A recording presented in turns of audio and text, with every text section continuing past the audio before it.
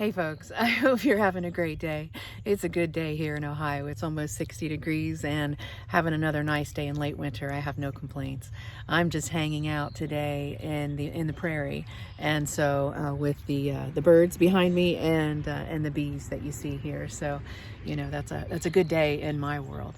And anyway, I just want to talk a little bit about the prairie. We burned it last week, and so we burned the prairie for a couple of reasons. One, it helps us control tree seedlings from taking over. We've got sycamores, silver maples, birch, several trees that sow their seeds here every year, and so that's one way to help control them. We don't have a big bush hog, and so we mow in late winter to help do that. And then we actually do mow with the mower a couple times. And the reason I like to do that is it helps keep some weeds under control, and it helps keep the plants a little bit shorter too. I find that years, if I don't mow it at least 2 or 3 times, usually about after the plants get about 6 inches tall, all the vegetation, the grasses and the wildflowers, I find if I don't mow it 2 or 3 times, then the plants will get really tall and sometimes flop over. And so it's something that I'm sort of experimenting with. You know, we've got different segments of the prairie, and so sometimes I'll mow them differently and keep notes of what I like and what I don't like. But anyway, I was going to talk a little bit about prairies, what they are, why they're important, and why I have mine, and just a little background on them. And so anyway, I hope you enjoy some of the clips I've got put together and some of the information I'll share.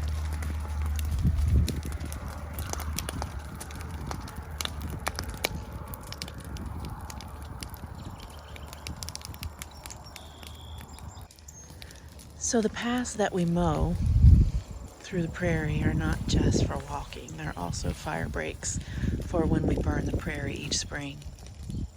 If we didn't burn, then we would quickly become a wooded area. So this process is pretty important. Now, over the years, we have also chosen prairie plants that are adapted to fire. The timing is pretty critical on when we burn. You don't want it to be too wet, or it won't burn down to the ground like you see here, and you don't want it to be too dry and things get out of control. Obviously, our area is surrounded with pine trees full of flammable sap and resins, and so we're very careful of when we burn, which way the wind is blowing, and many other factors as well. And that's important because I do want to maintain a prairie and not a forest.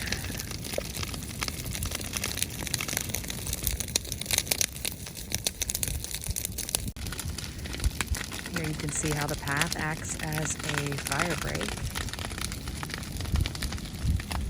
And then sometimes I'll even sow wildflower seeds after this process if they don't require a cold stratification, if I can plant them in the spring. It's a bit mesmerizing to watch.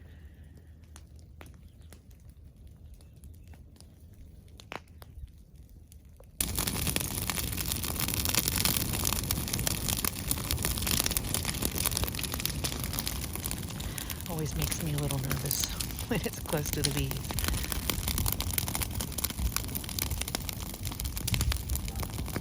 But it's just a very narrow strip, and it burns pretty quickly.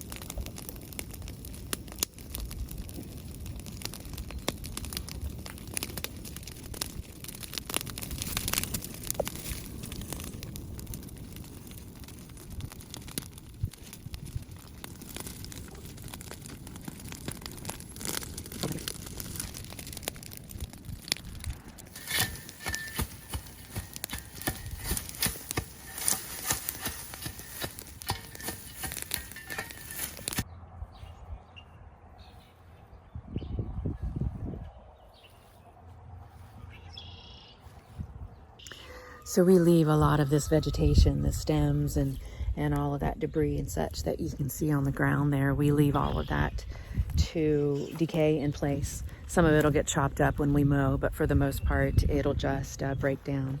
And between the burning vegetation and all of this organic matter, it keeps the prairie soil really healthy, really nice. All burnt behind me. So we're pretty particular about when we burn. The conditions need to be just right. For instance, this field behind me here, we've got a burn pile in there, and it had rained recently, and so we knew it would just smolder. And so we're going to hold off burning this little quadrant here for a little while longer. But the rest of it is good to go. It's all pretty much burned down to the ground. New growth is already starting. Like I said, we've had a pretty mild winter. So the roots and growing points of these prairie plants form thick networks underground, and they're really protected from fire from the soil. The prairie fires move so quickly that the soil acts as a buffer, and that protects prairie plants' underground growing structures. And so in this area we have plants specifically adapted to fire, and those that persist hang around. This is the area that's pretty wet, and that's why I put the blueberries in this section. The blueberries tend to prefer boggy areas. We do have a higher soil pH than berries like, but I've been amending the soil with soil acidifier. So I hope to extend the blueberry patch from right there and then take it on over here where it's all wet too. We've got a couple of tire rut marks from some work we had done out here.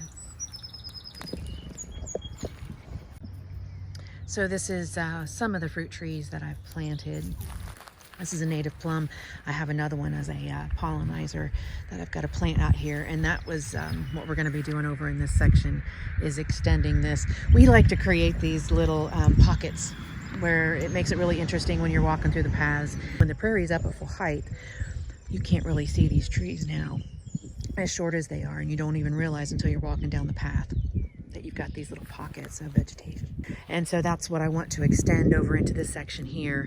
I'm going to do, I've got a persimmon over there now, and then I'm also going to be doing some more plums. I also have sort of trying to create this food forest, right? And so that means you've got a tall canopy layer, the big fruit trees, like I have over here with the bees. I've got apple trees. I have a pear tree back here. And then you have your pollinator-friendly shrub layer, most of which I plan to make edible fruits as well. Got a nice big patch of black raspberries. These were deposited by the birds. Then we planted some yellow raspberries, fall blooming raspberries. And so they're actually just starting to leaf out. Looking forward to those this year. And then I have a small blackberry. These are thornless, cultivated thornless blackberries over here. And then there's a small patch of wild blackberries. I believe they're native. Very thorny, so you gotta be much more mindful when you're back here picking these. And they don't really put out a lot of fruit because they're shaded quite a bit. Again, just deposited by the birds. I'll take them. Produce as much food as I can. Also going to have in the back end of the property back here, I'm going to be planting a lot of native pollinator favorites like spice bush, some of the viburnum. Trying to think, button bush. I'm trying to think of all the different varieties I have, but I'll be planting some of those this year, hopefully, and try to get this little ecosystem formed. But I've got my next patch to do this year with a lot of the other native fruiting plants. Prairies are unique and usually complex ecosystems. They're defined by distinctive soil characteristics, grasses, forbs, and wildflowers. They provide habitat for birds, butterflies, insects, reptiles, and other wildlife that only live in these prairie environments. Now, having high ecological diversity or biodiversity, the number of species in a particular area, is essential for the processes that support all life on Earth, including us. Without a wide range of animals, plants, fungi, and microorganisms, we simply cannot have healthy ecosystems that we rely on to provide us with the air we breathe, the food we eat, and more. Now, higher diversity of grasses and flowers provide the potential to support a wider range of species. Native plants have formed symbiotic relationships with native wildlife over thousands of years, and as such offer the most sustainable habitat. A plant is considered native to North America if it has occurred naturally in a particular region, ecosystem, or habitat without human introduction prior to European settlement. Non-native plants that evolved in other parts of the world or were cultivated by humans into forms that don't exist in nature do not support wildlife as well as native plants do. Now, these non-native or exotic plants can even escape into the wild. They can take over natural habitat, making it harder or even impossible for native species to survive. And that's because they outcompete them for resources like light, nutrients, and space. They can even disrupt entire ecosystems. And we call these exotic non-natives invasive just for that reason. Native plants thrive in native soils, and they support the native wildlife. These plants require less supplemental watering when established, which can be wasteful, and they're usually pretty resistant to pests and disease. Native plants also assist in managing rainwater runoff and maintaining healthy soil, as their root systems are deep and keep the soil from being compacted. Now, established prairies contain deep, rich soil filled with dense mat of roots and bulbs and teeming with microbial life. Some prairie plants can even grow up to 9 feet tall and put out roots that extend more than 12 feet below the surface. Prairie root systems are drought resistant. They help stabilize soils and absorb water. The root network holds the soil together and prevents erosion. Also can absorb excess fertilizers from nearby fields. Now, this in turn helps to protect our water quality. Some prairies, along with our diminishing wetlands, serve as water storage during heavy rain events, slowing and absorbing rainwater, which would potentially lead to flooding. The roots can act as pathways for water to enter the soil and recharge the ground water tables. These aquifers are becoming drained all over the place. As a bonus, prairie soils act as water filtration system. They clean the water as it passes underground. Each year, some of the roots die, allowing large quantities of organic matter to be added to the soil as they decompose. This creates rich and fertile topsoil, an especially important service in agricultural region. Now, we call these kind of processes ecosystem services. These are services like clean air, clean water, pollination, that if humans had to provide, would be nearly impossible to recreate in any cost-effective way. Now, when settlers came to Ohio in the 1700s, there were more than 300 prairies surrounded by forests. There were once over 1,500 square miles of tallgrass prairies in Ohio, but today we have less than 100 acres of original prairie land. Approximately half of all grasslands in the U.S. have been converted to cropland or other uses. As a result, remaining native grasslands that contain mostly original plant communities are among the most endangered ecosystems in the world.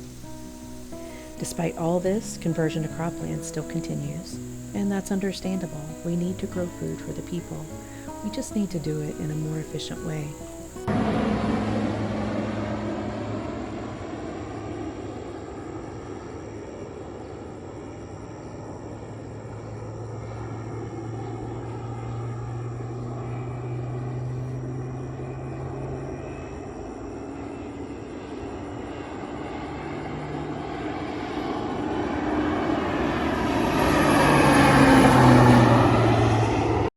Interestingly, researchers in Iowa have shown that when prairie plants are interspersed with row crops, the amount of fertilizer runoff and soil erosion were greatly reduced.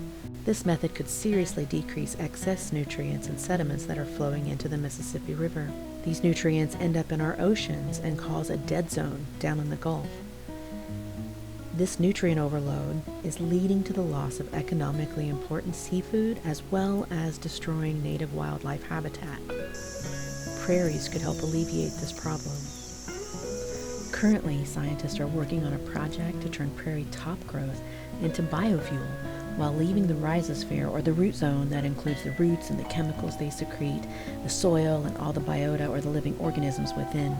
Now this is a real win-win situation. So how can we help? Well, you don't have to maintain a prairie like I do. But if you garden, you could choose native plants over non-natives, especially if they are deemed invasive in your area. Not all non-natives are invasive, so having a blend is better than no natives at all. Many plants like echinacea, rudbeckia, and milkweed are stunning to look at and to observe pollinators. So having a little patch of prairie in your garden will bring you much joy and our native pollinators will greatly benefit. So I hope you enjoyed the video. Thank you so much for watching and for supporting my channel. And stay tuned because I'm going to be doing lots of seed starting. It's almost salad season. I can't wait. And spring is right around the corner. And so I'm getting geared up and ready. Anyway, you all have a great day. See you in the next one. Bees are out and about today. So it's lots of trees in bloom really early too.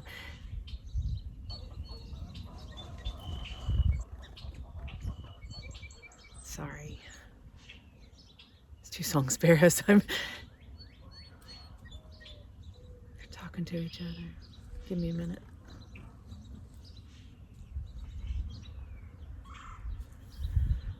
All right.